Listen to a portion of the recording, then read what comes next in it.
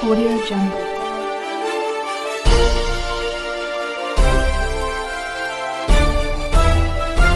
Audio Jungle. मैं रंजन कुमार। नमस्कार। अभी आप देख रहे हैं कंचन न्यूज़। इसे लाइक, सब्सक्राइब एवं बेल आइकॉन दबाना ना भूलें ताकि न्यूज़ का नोटिफिकेशन सबसे पहले आपके पास पहुंचे। अब चलिए खबरें विस्तार से। आज मेरे नेता, मेरे पिता आदरणीय रामविलास पासवान जी की तीसरी पुण्यतिथि। आज उनको गए को 3 साल हो गए। ये 3 साल यकीनन उनके बिना 3 सदियां बोले, 3 जन्म बोले, उसके बराबर रहे। कल्पना कभी की नहीं थी कि एक दिन ऐसा भी आएगा जब उनके बिना भी जीना पड़ेगा, पर ताकत भी वही देते हैं। उनके बिना, उनके जाने के बाद जिस तरीके से पूरे परिवार को विभिन्न तरीके की कठिनाइयों से जूझना पड़ा, ऐसे में उन्हीं की दी हुई सीख है, उन्हीं का दिया हुआ मार्गदर्शन है कि तमाम विपत्तियों से जूझते हुए, तमाम विपरीत परिस्थितियों से जूझते हुए आज पुनः न सिर्फ चिराग पासवान बल्कि लोक जनशक्ति पार्टी रामविलास भी उसी मुकाम पर पहुंची है जहां पर मेरे नेता हमेशा से पार्टी को देखना चाहते थे। पिछले 3 सालों में न सिर्फ व्यक्तिगत जीवन में बल्कि पार्टी में भी कई उतार चढ़ाव देखने को मिले। कई अपनों ने धोखा दिया, जिनके ऊपर मेरे नेता के जाने के बाद परिवार और पार्टी को जोड़कर रखने की जिम्मेदारी थी। जब उन्हीं लोगों ने मुझे, मेरी मां को अकेला छोड़ा, तो ऐसे में मेरा बाकी का पूरा परिवार मेरे नेता के आशीर्वाद के साथ एक मजबूत चट्टानी ताकत की तरह मेरे साथ खड़ा रहा। आज भी हम लोग शहरवन्नी अपने गांव में आए हैं। मेरे नेता के जाने के बाद ये प्रण मैंने लिया था कि उनकी पुण्यतिथि हर साल उनकी जन्मस्थली पर ही मनाऊंगा। हर साल शहरवन्नी में ही उनकी पुण्यतिथि का आयोजन किया जाएगा। इसी बहाने मैं, मेरा परिवार हर साल, अगली पीढ़ी हर साल यहाँ पर आते हैं। जिस तरीके से बचपन में पापा उंगली पकड़कर मुझे लेकर आते थे, घर परिवार के लोगों से मिलाते थे, गांव के लोगों से मिलाते थे, खेत खलियान दिखाते थे, इसी तरीके से मैं भी प्रयास करता हूं कि अपनी अगली पीढ़ी को, अपने भांजे भांजियों को ये सब दिखा पाऊं, ये सारे संस्कार उनमें दे पाऊं। आज भी पूरा परिवार, मेरी माएँ, मेरी तमाम बहनें, बहनोई, भांजे भांजियां, मेरी फूआ फूफा, तमाम बच्चे, भाई भाभी, सब लोग आज एक साथ एकजुट होकर गांव आए हैं, जहां एक तरफ पापा को याद कर रहे हैं, वहीं उनके दिखाए हुए नक्शे कदमों पर चल सके, ये पूरा परिवार एक दूसरे को मिलकर हिम्मत देता है। लोकसभा चुनाव के लिए सीट शेयरिंग को लेकर क्या कुछ चर्चा है?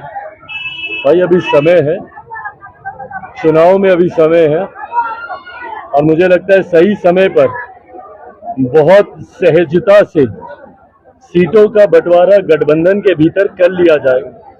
मैं मानता हूं कि मीडिया सर्कल्स में इस बात को लेकर ज्यादा चर्चाएं चलती हैं कि गठबंधन में कौन सी सीट किस घटक दल को जाएगी, नहीं जाएगी, पर मेरी जितनी बातचीत भारतीय जनता पार्टी, जो इस गठबंधन का सबसे बड़ा घटक दल है, उनके शीर्ष नेताओं से समय समय पर ये सारी बातचीत हुई है, और वो बातचीत मुझे विश्वास दिलाती है कि बहुत एमिकेबली, बहुत सहजता से, समय रहते हुए सीटों के बंटवारे का, सीटों का चयन दोनों कर लिया जाएगा। Khagaria Lok Sabha seat sir party worker को मिलेगा या फिर किसी अन्य को सीट मिलेगी? पहली बात तो खगड़िया लोकसभा सीट लोक जनशक्ति पार्टी रामविलास की सीट रही है। इससे पहले कि इसके ऊपर कोई चर्चा करे या विवाद खड़ा करे, मैं स्पष्ट कर दूं कि मैं अपनी दावेदारी क्यों कर रहा हूं। क्योंकि 2019 में भी जब सीटों का बंटवारा हुआ था, उस वक्त तत्कालीन हमारे राष्ट्रीय अध्यक्ष आदरणीय रामविलास पासवान जी के रहते हुए लोक जनशक्ति पार्टी के संसदीय बोर्ड के अध्यक्ष की जिम्मेदारी मेरे पास थी और मैंने ही भारतीय जनता पार्टी और तमाम घटक दलों के साथ बैठकर सीटों का बंटवारा किया था। इसीलिए तब भी ये सीट हम ही लोगों के खाते में थी। इस बार भी खगड़िया की ये सीट हम ही लोगों के पास रहेगी और खगड़िया से प्रत्याशी कौन होगा ये लोक जनशक्ति पार्टी का संसदीय बोर्ड इस पे अंतिम फैसला लेगा। यकीनन प्राथमिकता पार्टी के उन नेताओं को ही दी जाएगी जो पार्टी के कठिन समय में मजबूती से पार्टी के साथ खड़े रहें। लोजपा रामविलास को लेकर चुनाव लड़ेगी और लोजपा रामविलास पार्टी कितने सीटों पे भाई ये गठबंधन के भीतर करने वाली बातें हैं। मैं गठबंधन की मर्यादा को तोड़ूंगा अगर मैं कोई भी संख्या पहले सार्वजनिक करूं। पहले एक बार गठबंधन में तमाम दलों से बातचीत हो जाए, एक आम राय गठबंधन के भीतर बन जाए, उसके बाद ये आंकड़े साझा किए जाए। मुख्यमंत्री जी कभी अभी दरगाह पर चादर चढ़ाते हैं, कभी अल्पसंख्यकों के साथ बैठक कर रहे हैं, तो क्या लगता है ये अल्पसंख्यक के वोट को साधने की कोशिश की जा रही है? भाई प्रयास तो वही दिख रहा है, कोशिश तो वही कर रहे हैं, पर दिक्कत यह है ना कि ये याद उनको चुनाव के वक्त आती है। पिछले 18 साल से प्रदेश के मुख्यमंत्री हैं। आज अगर ये अल्पसंख्यकों की भी बात करते हैं, क्योंकि ये ऐसे हैं जो कि हर गठबंधन में रहे हैं, ऐसे मुख्यमंत्री जिन्होंने हर घटक दल के साथ समझौता किया और सरकार बनाई और चलाने का काम किया। ऐसे में ये याद इनको तभी आती है जब चुनाव सर पर होते हैं।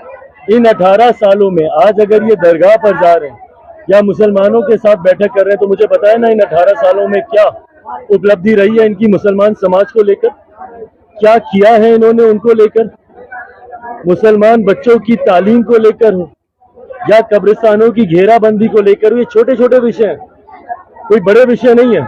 इसको तत्काल प्रभाव से मुख्यमंत्री अगर चाहते तो कर दिए जाते ये विषय, पर यह दर्शाता है कि मुख्यमंत्री सिर्फ और सिर्फ वोट बैंक की राजनीति करते हैं। आज वो जिस गठबंधन में है, ऐसे में स्वाभाविक है भैया उनका एक घटक दल तो एमवाई समीकरण की बात करता ही है, तो ऐसे में ये कहीं पिछड़ ना जाए, तो इसीलिए एक तस्वीर उनके प्रति स्नेह दिखाने की प्रस्तुत की जा रही है। बिहारी फर्स्ट का नारा को क्या जातीय जनगणना प्रभावित करेगी? भाई कैसे प्रभावित करेगी? मैं बिहार फर्स्ट बिहारी फर्स्ट की बात करता हूँ, ना मैं दलित बिहारियों की बात कर रहा हूँ, ना मैं अल्पसंख्यक बिहारियों की बात कर रहा हूँ, ना मैं अगड़ा बिहारी की बात कर रहा हूँ, ना मैं पिछड़ा बिहारी की बात कर रहा हूँ। मैं पूरे 13 करोड़ बिहार वासियों की बात कर रहा हूँ। और सबसे ज्यादा अगर बिहार का किसी ने नुकसान किया है तो ये जातीय व्यवस्था नहीं किया, और मेरे मुख्यमंत्री तो इसके आर्किटेक्ट रहे हैं भैया। जात पात धर्म मजहब में बांटकर ही उन्होंने बिहार पे शासन किया, और बिहार को देख लीजिए किस बदहाल परिस्थिति में डाल दिया। भाई को भाई से बांटकर, दलित को महादलित किया, पिछड़ा को अति पिछड़ा किया, कभी अगड़ा कभी पिछड़ा, और दैट मैटर इवन महिला पुरुष में हमारे प्रदेश को बांटने का काम हमारे मुख्यमंत्री करते रहे, और इसी का नुकसान विकास को हुआ। आज जिस गति से विकास की राह आगे बढ़नी चाहिए थी, वो आज सबसे पिछड़े पायदान पर बिहार को लेकर गया, मुख्यमंत्री की जातीय राजनीति की वजह से। तो सरकार तो भी कह रही है कि जातीय जनगणना के आधार पर जिनकी जितनी जाति है उसके आधार पर कल्याणकारी योजना को लागू करेंगे, तो यह लोगों को कितना फायदा होगा? हाँ तो भाई पहले जाति के सही आंकड़े तो दे दें। आप अपने समीकरण की जातियों को बढ़ाकर दिखाएंगे तो बाकी लोग इसको मान लेंगे। हाँ, एक बंद कमरे में बैठकर आप आंकड़े तैयार कर लेंगे तो बाकी लोग इसको मान लेंगे। सिर्फ उस समीकरण के आंकड़े बड़े हैं जिसकी सरकार चलाने का आप दावा करते हैं, और बाकी जातियों का क्या? अनुसूचित जाति जनजाति में कई ऐसी जातियां हैं जिनके आंकड़ों को कमतर करके दिखाया गया, पिछड़ा वर्ग की कई ऐसी जातियां हैं, छोटी जातियां जिनके आंकड़ों को कमतर करके दिखाया गया, अपर कास्ट की अगड़ा वर्ग से आने वाली कई ऐसी जातियां हैं जिनके आंकड़ों को कमतर करके दिखाया गया। तो जब आपके आंकड़े ही सही नहीं है तो उसके अनुपात में आप क्या किसी का भला कीजिएगा? मुख्यमंत्री जी तो कल बोले थे कि एनडीए पार्टी अब पहले वाली पार्टी नहीं रही जो अटल और आडवाणी के समय में थी। अरे रहने दीजिए, हल्का सा दरवाजा इनके लिए खुलेगा ना, भागे भागे आएंगे। हाँ, इनको समय लगता है। क्या क्या वादा नहीं किए थे मिट्टी में मिल जाएंगे। लोकतंत्र के मंदिर में बिहार विधानसभा में खड़े होकर बोले थे कि नहीं कि मिट्टी में मिल जाएंगे, भाजपा के साथ नहीं जाएंगे। क्या हुआ? 2017 में काहे भागे भागे चले गए थे नंगे पांव? जो लोग नो एंट्री का बोर्ड लगा रहा था इनके लिए, आज उन्हीं के शरण में जाके बैठ गए। क्या बोले थे विधानसभा में, तुम मेरे भाई जैसे दोस्त के बेटे नहीं होते, क्या क्या भाषण नहीं दिए थे भाई, और आज उन्हीं की शरण में जाकर बैठ गए। तो भाई इनका कहने का कुछ और होता है और करने का कुछ और। जेपी नड्डा सर क्षेत्रीय पार्टी को भ्रष्टाचार की पोषक बता रहे हैं, इसको लेकर आप क्या कहेंगे? भाई वो उनकी सोच हो सकती है। क्षेत्रीय दलों को लेकर भारतीय जनता पार्टी की एक अपनी सोच रही है और उस सोच के आधार पर भारतीय जनता पार्टी कार्य करती रही। परंतुगतवा कौन सी पार्टी देश में रहती है नहीं रहती है, कौन सा नेता रहता है नहीं रहता है, ये सिर्फ और सिर्फ जनता के हाथ में। मेरी पार्टी को समाप्त करने का कम प्रयास किया गया था। मेरी पार्टी के 6 में से 5 सांसद आपने तोड़ के अलग कर लिए और मुझे पूरी तरीके से समाप्त घोषित कर दिया। क्या हुआ? चिराग पासवान समाप्त हो गया, लोक जनशक्ति पार्टी रामविलास समाप्त हो गई। आज की तारीख में सबसे ज्यादा भीड़ अगर किसी की सभा में होती है, और अगर मैं झूठ बोल रहा हूं तो मुझे टोकिएगा, सबसे ज्यादा भीड़ अगर किसी की सभा में होती है, सबसे ज्यादा लोगों का समर्थन अगर किसी के विजन को मिल रहा है तो वो बिहार बस बिहारी बस है। और जो लोग टूट कर गए हैं वो लोग भी आ जाने को व्याकुल हैं।